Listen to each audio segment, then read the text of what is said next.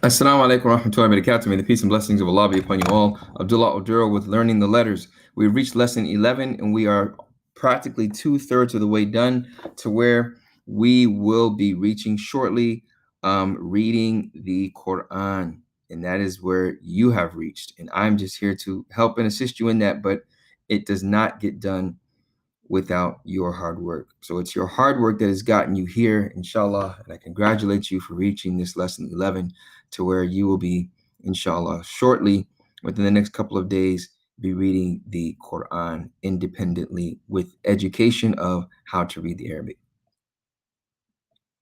So let's move on to the letters that we've reached. Let's just do a brief review. Alif, Ba, Da, Tha, Jim, Ha, Kha, Dal, Zal, Ra, Za, Sin, Shin, Sad, Dad, Ta, Dha, Ain, Ghain, Fa, Qaf, Kaf, Lam. So the new letters that we're taking today are the first two on the bottom right. It's called Kaf and Lam. Kaf and Lam. Kind of like in English, say Hijkl, right? KL. The first letter is Kaf. And as you can see, Kaf is, the skeleton of it is totally different. You have this little squiggly line in there. You know, you're only going to see this on Kaf, actually. Okay, so this is the letter Kaf. Now, Kaf is very simple. I mean, it's how we pronounce the letter K.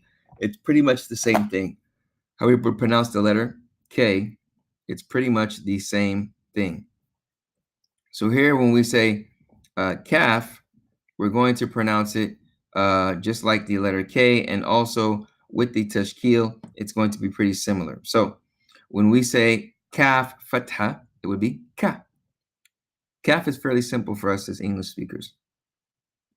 Or if you know the letter K and where it comes from, it's fairly simple. So Kaf Fatha Ka, Kaf Fatha Ka, Kaf Dhamma Ku, Kaf Dhamma Ku. Like we say cuckoo, right? Kaf Dhamma Ku. Kaf Kasra Ki. Kaf Kasra Ki. Kaf Kasra Ki. Now we have the lam letter, okay? Lam letter, okay? So we have lam fatha la, lam fatha la, lam fatha la, lam dhamma lu, lam dhamma lu, lam dhamma lu, lam kasra li, lam kasra li, lam kasra li. So now putting them together and see how they formulate, as you know we always do. Let's start with the letter Kaf. So we have on the far right, Kaf Fatha, Ka, plus Ba Dhamma Ba. Look on the far left, it would be what? Kaba, exactly. Kaba, Kaba. And if we look below it on the right-hand side in the middle, Jim Dhamma, Ju plus Lam Dhamma, Lu equals Julu, Julu. Okay, let's look at the bottom. Ba, all those with fatha, they should be with fatha. If we look on the left, it would be what? Bakara. Now you see how the kaf changes its structure. Just as it did in the far top left, it changed its structure. As you see, the kaf changing its structure, totally looking different. The squiggly line is gone, and it kind of took a slanted approach as far as the part of the skeleton that was straight. It kind of like it has a dent in it towards the left, dented leftward, okay? And it's the same way when it's in the middle. The only time it maintains its structure when it's connected is when it is at the end. If you see below it, you see the kaf in the beginning and the kaf in the end. So the kaf looks like it does at the beginning of a word. It looks just the same as that if it's in the middle. But if it's at the end of a word, it has its original structure, just as it would is if it is by itself.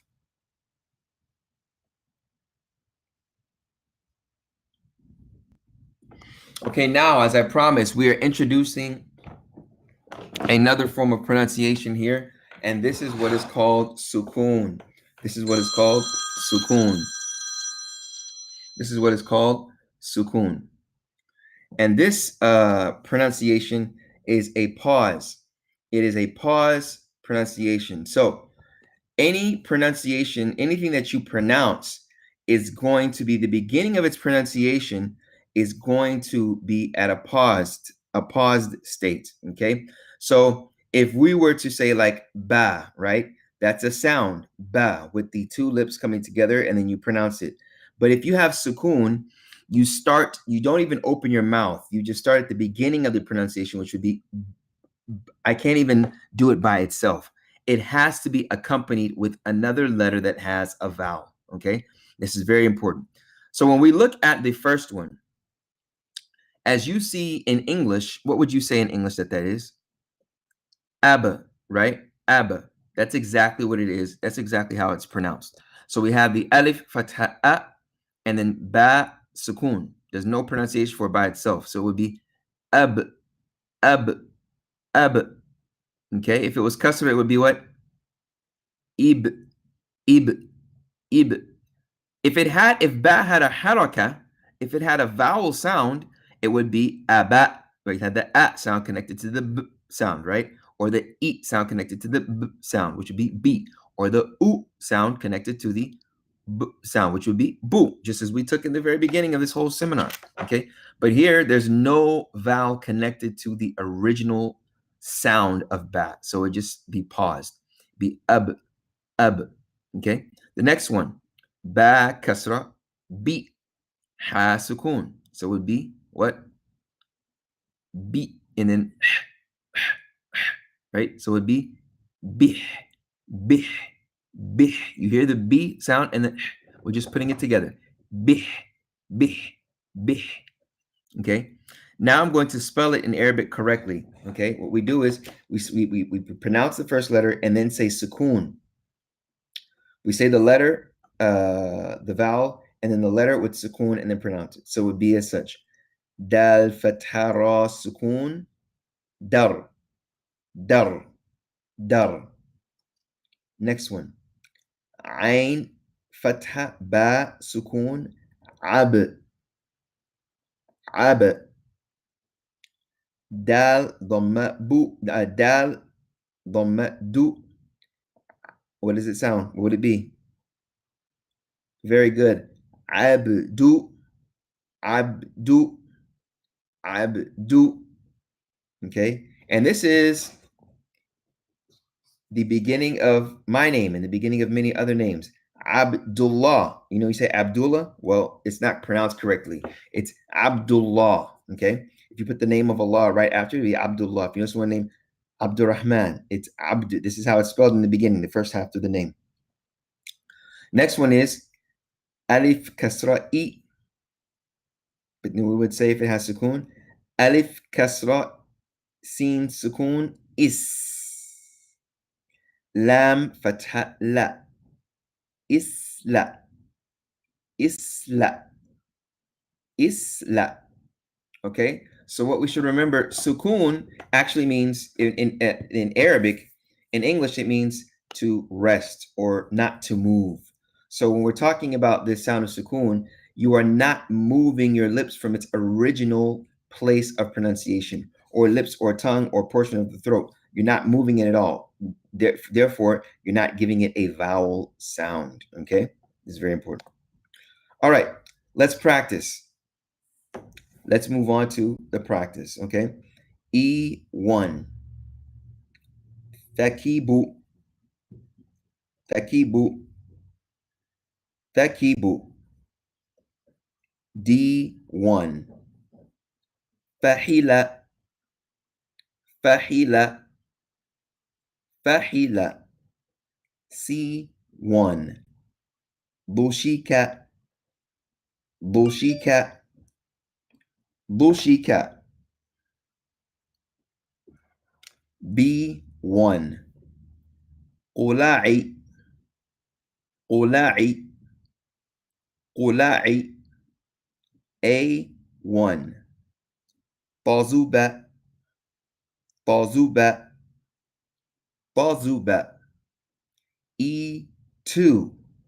I'm going to spell it. Jim Fatha Ba Sukun Jab. Kaf Kasra Ki. Jab Ki. D2.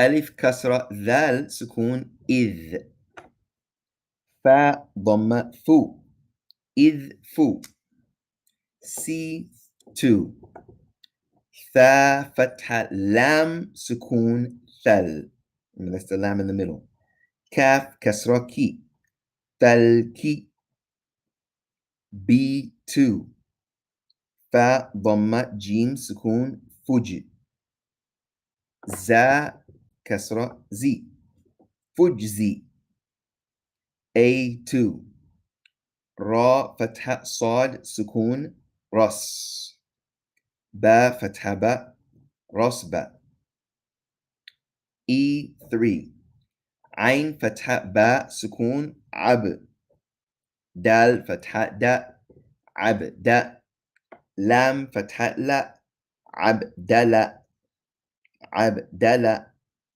عب دلا D3 ألف فتحة خاء سكون أخ لام ضمة لو أخ لو دال ضمة دو أخ لدو C3 ألف فتحة كاف سكون أك با فتحة با أك با را ضمة رو أكبر.